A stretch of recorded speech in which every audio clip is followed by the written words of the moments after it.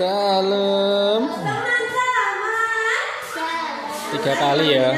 3 kali. Teman-teman. Tahu nggak cerita tadi cuplikan dari cerita rakyat dari daerah mana? Belum tahu. Kalau begitu dengerin Kayla cerita sampai selesai ya. Dewan juri yang terhormat dan teman-teman semuanya. Perkenalkan, nama saya Najma Shadia Bariza. Saya bersekolah di MI Aula. Ditekankan ya. Kali ini Kayla, misal Mbak Kayla sering menggunakan nama-nama Kayla ya, biar orang kenal Mbak Kayla. Kali ini Kayla akan menceritakan tentang asal-usul kota Banyuwangi. Arang-arang. Cerita ini misal keselan ya, terus keselan. Cerita ini Kayla ambil dari buku-buku kumpulan dongeng Nusantara yang dikarang oleh Ibu Daru Wijayanti. Buku ini saya pinjam dari perpustakaan TBM Literasi. Bukan saya nyantai aja, kalau ini dikuasai. Nah, beginilah ceritanya teman-teman.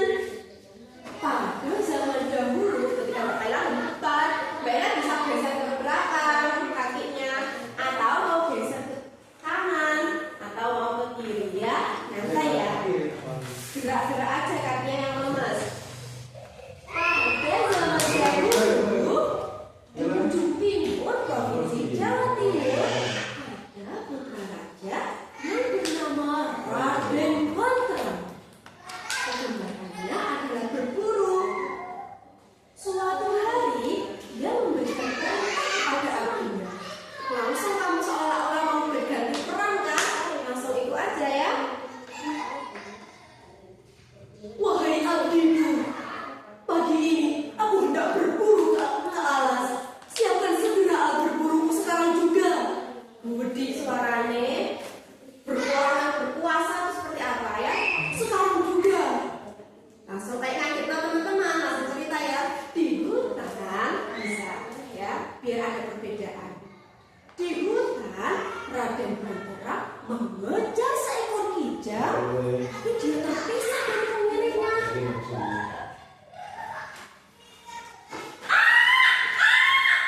Kencang pertama, kedua lebih agak pelan. Ketiga menghilang. Kamu keberatan, ya? Kemana gerangan lenyap yang kijang tadi? Pantang bagi seorang kesatria kembali sebelum membawa hasil. Akan kucari sampai dapat. Kurang ya? Kemana gerangan lenyap yang kijang tadi? Kemana? Ambil kawasiku, saya gak apa-apa. Jangan buru-buru, kamu dari sini kan. Jangan buru-buru berjalan. Gulai, ya. Kemana gerangan lenyap yang kijang tadi? Pantang bagi seorang kesatria kembali sebelum membawa hasil. Ambil aku, lihat ini. Akan kucari sampai dapat. Akan kucari sampai dapat. Raden Banterang, nah kayak gitu ada perbedaan ya. Raden Banterang sampai di sebuah sungai berair bening. Lembut di sini, dengarkan suaranya. Dia terkejut. Terkejut teman-teman. Kalau terkejut bagaimana? Dia terkejut. Langkah 3 kali gak apa-apa. Dia terkejut. Kalau pengulangan itu selalu ada perbedaan. Misalnya pertama pelan, agak naik, semakin naik ya. Raden Banterang sampai di sebuah sungai yang berair bening. Dia terkejut teman-teman. Karena melihat seorang gadis cantik jelita.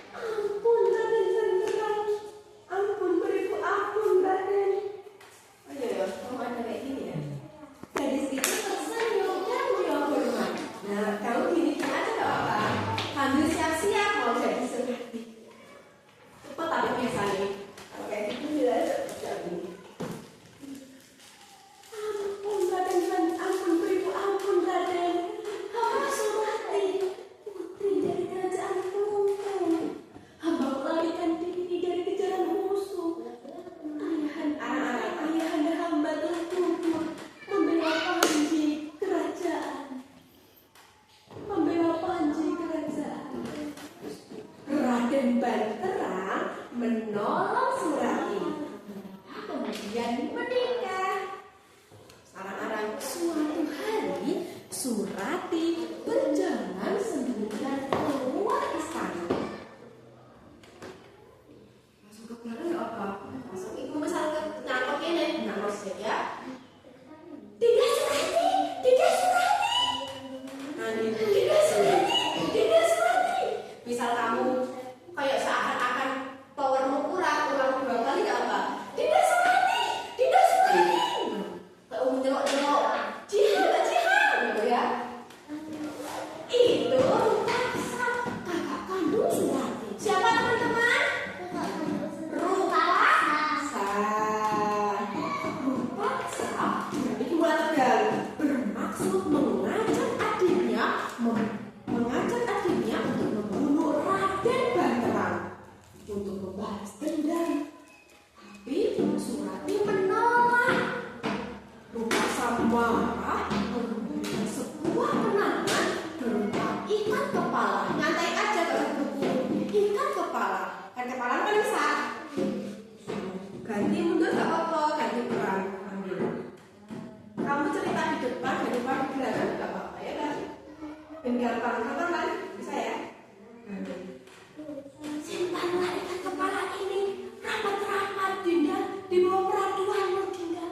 Simpanlah ikat kepala ini, gampang kan? Rapat-rapat di bawah peraduanmu, Dinda.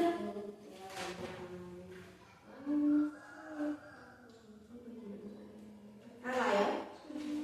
Tatkala Raden Banterang berburu di hutan, Dinda Burung ya. Kan Rupaksa terus ya wis ditambani. simpanlah ikat kepala ini rapat-rapat di bawah peraduanmu, Dinda. Selesai aja. Teman-teman, begitu kan berubah kan? Tatkala Raden Banterang berburu ke hutan, di hutan, dia didatangi lelaki berpakaian cupang-caping. Ampun beribu, ampun Gusti. Cepat ya, cupang-caping. Terus kamu ganti aja di belakang. Ampun Gusti Raden Banterang, nyawa Gusti dalam ancaman bahaya. Permaisuri Gusti sendiri. Ampun Gusti Raden. Wis. Ampun Gusti Raden Banterang. Muka ekspresi Ben. Ada ini. Nyawa Gusti sedang dalam bahaya. Permaisuri Gusti sendiri yang merencanakan pembunuhannya. Gusti dapat melihat buktinya berupa ikat kepala di bawah peraduan. Istri Bandung gak istri kok. Istri Gusti. Itu milik pembunuh bayaran. Wush. Lelaki itu tiba-tiba menghilang secara misterius. Raden Banterang pulang ke istana. Dia mencari ikat kepala. Dia mencari ikat kepala itu di bawah peraduan istrinya.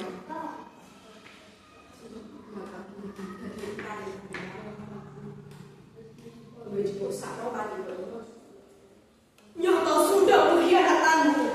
Ikat kepala ini menjadi saksi. Nyata sudah pengkhianatanmu. Ikat kepala ini menjadi saksi. Iya. Nyata sudah pengkhianatanmu. Ikat kepala ini menjadi saksi. Ikat kepala ini menjadi saksi. Engkau berminat menghabisi nyawaku dengan menyewa pembunuh bayaran, pemilik ikat kepala ini.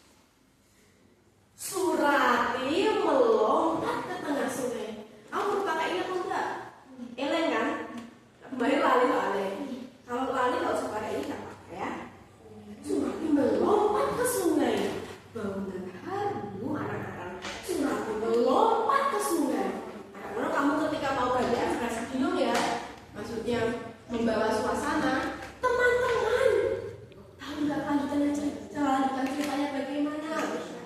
Teman-teman, Surati langsung begini Kak Roto. Surati melompat ke sungai.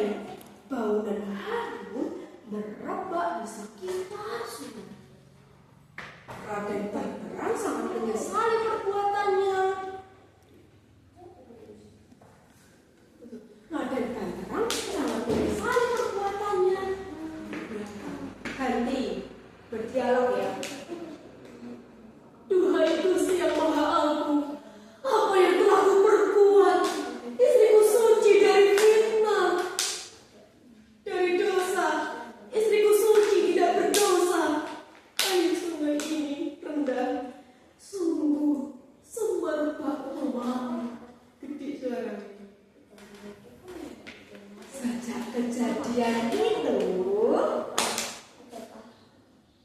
Sejak kejadian luar biasa itu, sungai itu pun terkenal dengan keharuman airnya. Baru yang artinya air, wangi yang artinya harum. Terjadilah nama kota yang indah itu Banyuwangi. Lebih kencang. Yang kata itu Banyuwangi. Karena kan itu ini makanya Kak apa? Udah selesai tugasnya. terakhir. Oh, iya. Akhirnya udah selesai ya. Happy aja setelah itu ya. Banyuwangi terus dimantai. Teman, nyantai aja dulu ya. Kan ada pertanyaan. Teman-teman, cerita asal usul kota Banyuwangi lagu nyantai jalannya mengajarkan 3 pesan penting bagi kita. Yang pertama, baju-baju ya, yang pertama, kita harus setia. Surati membuktikan kesetiaannya dengan menolak kejahatan. Yang pertama, kita harus setia. Surati membuktikan kesetiaannya dengan menolak kejahatan. Kedua, kebenaran selalu terbukti. Kebaikan pasti terungkap. Dan yang ketiga, karena kada lemes tangannya awake ya, fitnah sangat berbahaya. Jadi gede gak apa-apa. Kita dilarang mengambil keputusan saat sedang marah. Teman-teman, Kalem. mari kita membiasakan diri untuk bersikap jujur dan setia dalam kehidupan sehari-hari. Benar kan? Dalam kehidupan sehari-hari. Dan pertanyaan, ini sedang di mana? Nggak usah ya, masalahnya ada. Ayo dinar bosan. Sehari-hari Din ambekan sih. Nanti bawa serembang.